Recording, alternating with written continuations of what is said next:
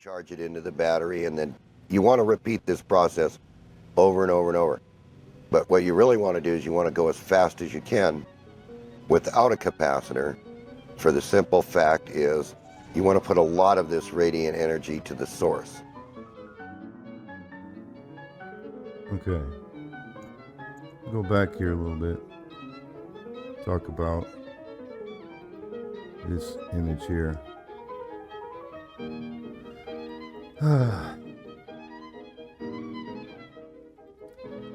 So in the Bedini, I'm going to compare this to the Bedini SG single drive coil, single trigger winding, bifilar.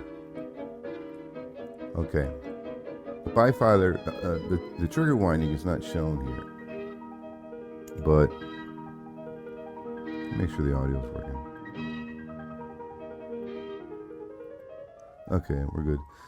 So the trigger winding is not here, but their drive coil is here, and there's two drive coils, not one.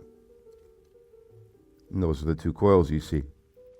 Whatever method you use to trigger the source to energize the two coils is up to you. But you have to trigger both the positive and the negative from the source to those two drive coils. And that's a double pole switch method, positive and negative, both poles, double pole. And that's how you would energize the coil, however you do it. But you don't energize the two coils at the same time. You energize one at a time. And if I play the video, you'll see they don't switch together.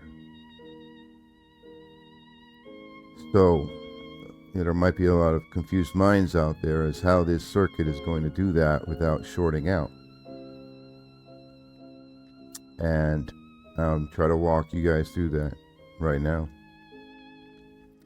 And let's go to the left side,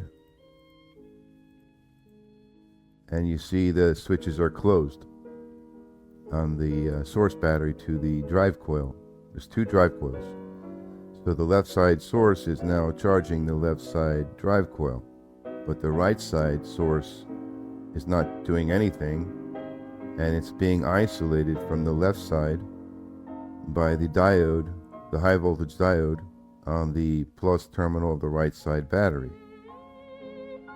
So in that method, while the right side is open and the left side is closed, you isolate the right side portion of the circuit. So and that right side is the right coil and you can see the two lines, the two circuit lines heading to the left from the right side coil. And since the two switches underneath that coil are open, you don't really need to trace that at this time because there's nothing going on there, but you can trace the two lines from the right side coil, the two circuit lines, over to the left side. And one of those lines has a high voltage diode pointing to the positive terminal of the left side battery. So that diode, paying attention to that diode on the left, on the positive terminal of the left side battery, while in this action here, the left side is being switched from the source to the drive coil on top of it, you are connecting to the right side circuit, but the diode is isolating the right side from actually connecting to the left battery. And if anything's connected on the right side, it's the right side coil because the right side battery and its switches are open. And at the same time, you have the left side battery and its negative terminal going up to charge the negative side of the coil, and that line heading to the right, that circuit has a diode facing the right side battery. So the right side battery plus cannot feed to the left by that diode blocks it.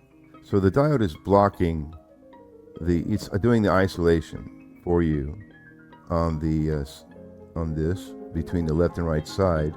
Those two diodes are doing the isolation for you during the switching. And I'll explain that again. So when the right side is open on the two switches, right?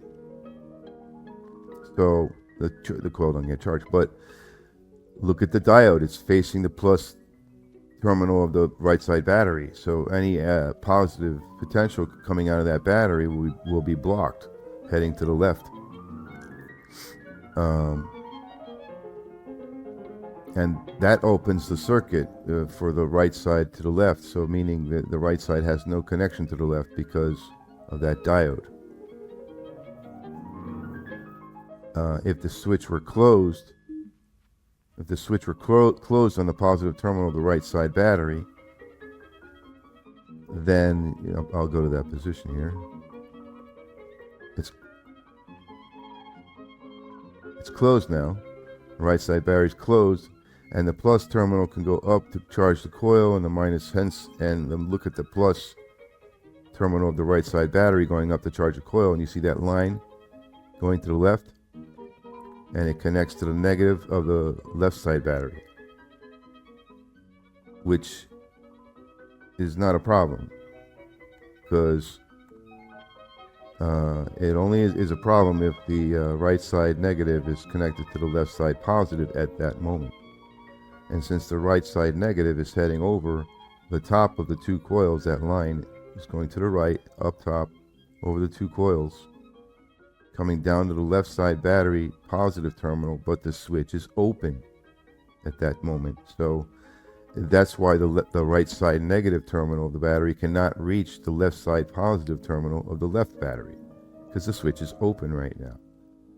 But the right side positive terminal of the battery can reach the left side negative directly when the switch is closed on the right side, as it is now. Yeah, that is confusing. I'm just going to do it anyway and speak what I'm trying to see here, or what I see here, and why this works. And it took me a while to get this circuit right. Before, I had only one switch on each source to the coil above it, and that was not working out. It turned out the flyback rebound or whatever was being canceled on the line instead of over the battery terminals, which is what my goal was. And adding a second switch, double pole switching this, achieved that beautifully. And there's more than one way to do this with one battery and a single coil, and still do the capture of the flyback efficiently without canceling it on the line. And I have those methods on my channel as well. There's more than one way to do this. I just like this one the most because how do I explain it? Other ways you can do it with a single battery, single coil, and you can energize the coil and have it fly back to the same battery with double pole switching and the needed circuitry. Those methods are great. I like them. With that is the thing about that is the source is receiving charge right after it gave a load, and it's getting charged via the feedback, the flyback feedback, whatever, and that's great. And certain types of systems can handle that, like capacitors or whatever, or efficient electrolyte type dense batteries. But I don't think it's so good for lead acid. I don't think they can receive a charge so quick. And with this method, you can have one battery get loaded by a coil, and then you can unload that battery and that coil into a different battery, and that other battery to the right will be the ones that's not, at the time that it receives charge, it's not loading anything. That's why I like this. Well, the same thing with the single battery, single coil flyback, is technically at the time that battery is being loaded, it's not receiving charge either, because You know, it's just getting the charge a lot quicker after it's been loaded. With this circuit, you give it more time in between in between the source and how long it takes for it to receive a charge from the flyback.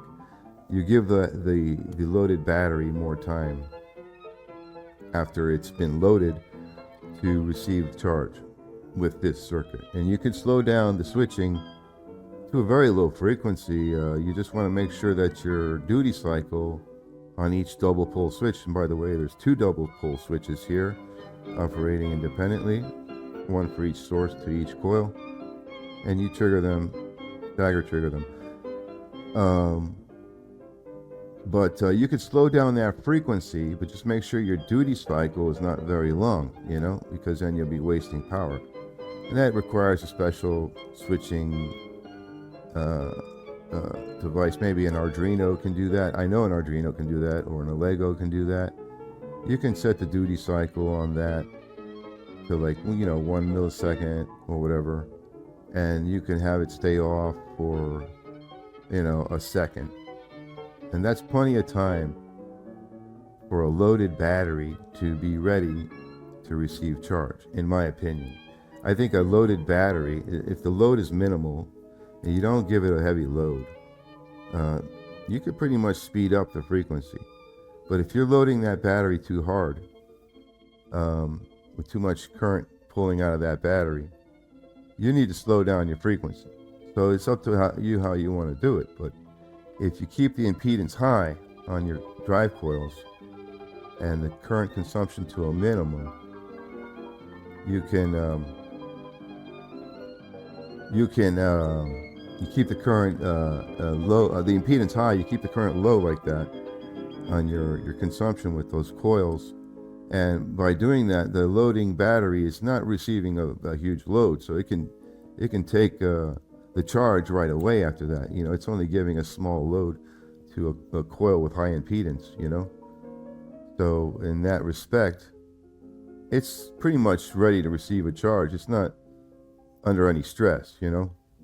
So you just speed up your frequency in that situation. You know, if your duty cycle is not so long and you're not consuming a lot of power, and you keep a very short duty cycle, and then you can minimize your off time because the source battery is not stressed, and therefore it's ready to receive a charge right away. And so you could speed up the frequency in that way. You know, high frequency.